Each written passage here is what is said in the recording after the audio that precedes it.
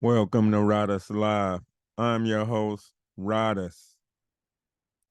So today I'm back with a bonus episode. The name of this episode is called Scouts Honor. Scouts Honor, y'all. So when I was younger, I used to be on punishment a lot. So in order to get out the crib, I told my dad, like, man, I want to I want to join the Cub Scouts. So the Cub Scouts would meet every Saturday. So they'll teach you a lot of disciplinarian stuff, teach you about camping, fishing, how to set up tents, mostly outdoor survival stuff. But one thing that I always thought was like, man, we're in a city, but at this point in my life, I hadn't gone camping yet. So to be perfectly honest, I never went on a camping trip or none of that, you know, throughout the whole duration of being in the Cub Scouts. But it was a lot of cool dudes in the Cub Scouts, like from a lot of different neighborhoods and areas. We'd all meet up at the church for the Cub Scout meetings. I think the fee was like maybe $65. Um, if I'm not mistaken, I think I was in about maybe fourth grade. Fourth grade when I was in the Cub Scouts. So I get to leave out and get out of the house no matter what. Even if I was on punishment, I could always go to the Cub Scouts. So what I had started doing was, instead of going to the Cub Scouts, me and my friends, we'd go up to Aldi's and we'd hustle groceries, just to make money.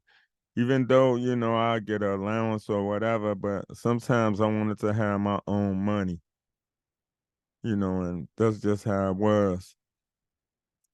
And so one day I cut the s- I cut the Cub Scout meeting and I went up there to hustle groceries with my friend 211, aka Marlon Johnson. Shout out to Marlon Johnson, my nigga to this day.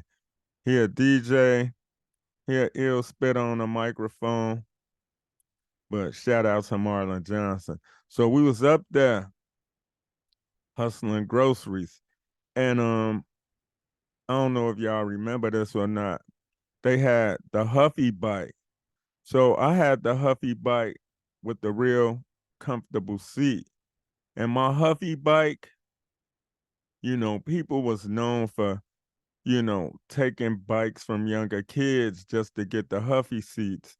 And then what they'll do is they'll take the Huffy seat, put it on a swing frame, and trick the bike out with like mags, like that.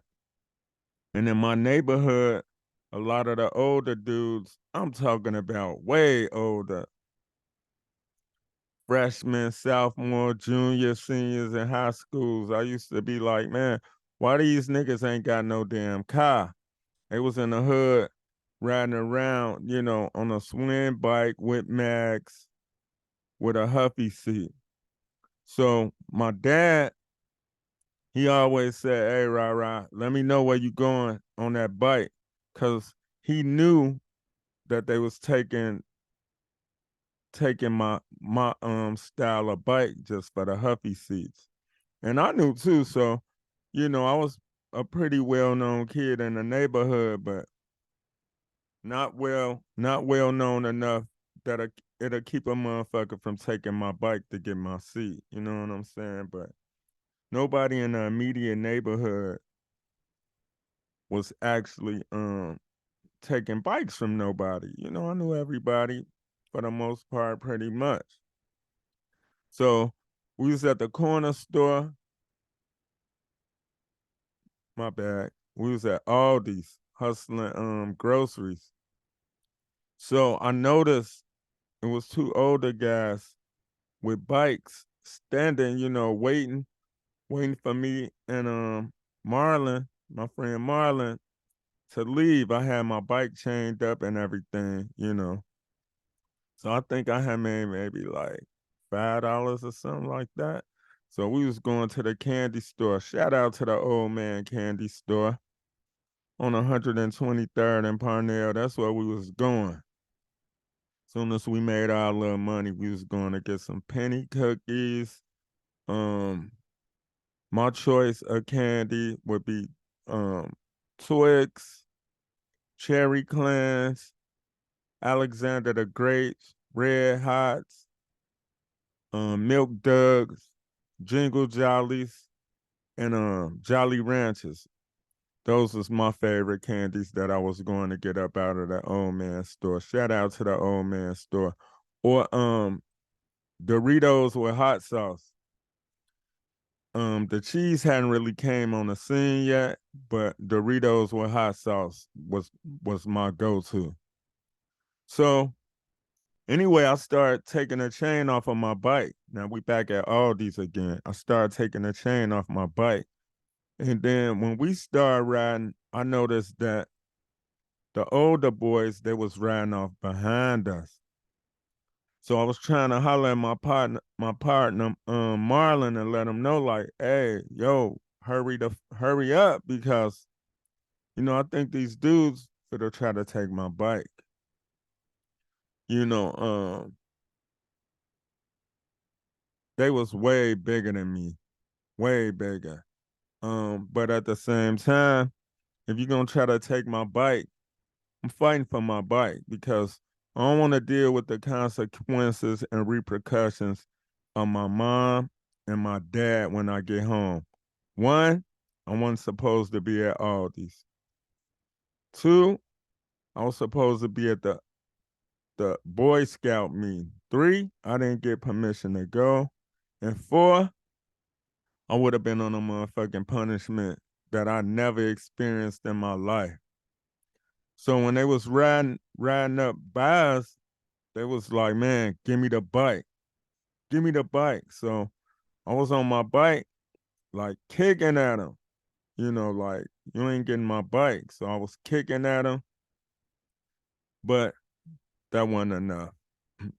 So the other guy, he got off his bike and he pushed me down. He was this how much bigger he was than me. After he took my bike, he had that motherfucker in one hand, still riding his bike. That's how old these niggas was. Shame on them. You know, at this point in Chicago, people was just known for I know it don't sound good. There wasn't a lot of shootings, or I don't know if it was publicized or not, but it was gang banging. I wasn't in a gang at the time. I wasn't in a gang or affiliated with no gangs.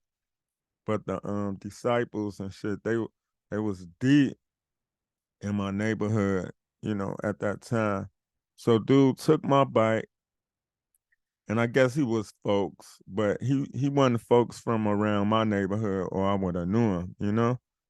But he knocked me off the bike, picked up my bike with one hand, and started riding off with my motherfucking bike. Yo, my heart dropped to the fucking to my toes. Shit, boy, I was like, no. And I was upset because my bike had got taken, but I was thinking about all the reasons that I stated before.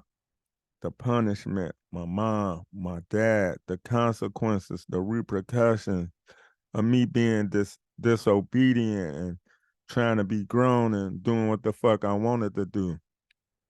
That shit wasn't gonna fly. I knew when I got home it was gonna be hell to pay. So I'm walking home. I was mad. So anybody, if you from Chicago and you live in the hundreds, shout out to the hundreds. They took my bike on 121st and Halsted right by the tracks. That's where they took my bike. Aldi's wasn't even a block and a half away, but that's where they took my bike from me. So I had walked all the way from Halsted, Emerald, Union. I think I was like on low. And I saw the Boy Scouts. I guess they went on a troop run or something. And one of the guys in the Cub Scouts, he knew that was my bike, you know. I don't know how, but shout out to him. He was like, man, that's Ryder's bike. That's Ryder's bike. So they chased the dudes down and they got my bike back. Man, I was so happy. Like, man, it's like the clouds opened up and I was free. Man, I was so happy. And so they asked me, like, why you not at the Cub Scouts? And I told them, I lied. It's never good to lie. I told them that I rode the I rode my bike up to Aldi's because I had to go get some for my mom, like some charcoal fluid or something like that. They had these things that you put on your bike called stretchers. And I had stretchers on my bike, but that was a lie. I didn't go up to Aldi's to get no charcoal fluid. I went up there to hustle, but they got my bike back. And it wasn't no cell phones because they would have called my mama and I ain't need that shit. So they got me my bike back and they was like, hey, you go home right now. Do you need us to take you home? And I was thinking about that shit like, damn, they might be in a motherfucking area. They might try to take my bike again. But what I wound up doing was riding my bike, in familiar surroundings where I knew like if they would have tried to take my bike again, somebody would have saw them. And, I could have got some aid and assist and, somebody would have got down on them. But this day wasn't nobody out. Nobody was out nowhere. So I wound up riding my bike home. Man, I took my bike in the house. I got in the tub. I cried and I was so happy. And it was ironic. I was on punishment and my dad was like, man, the Cub Scouts over. I was like, no, I just came back. I ain't see nobody. And then he was like, oh, okay. And he was like, you want to go outside? I was like, yeah, I want to go outside. He was like, you could ride your bike, I'm gonna let you go outside. You could ride your bike. I was like, nah, Dad, I'm cool. I don't want to ride the bike. But what I learned from that is, always listen to your parents. Um, do what they tell you to do because it's for a reason. You know, as parents, it's a parent's job to raise you and teach you right and keep you safe. You know, um, they prepare you from when you're a little kid all the way up to your teenage years and everything so you can be able to protect yourself outside. You can have logical and, critical thinking. But at that point, it's the parents' job to take care of you.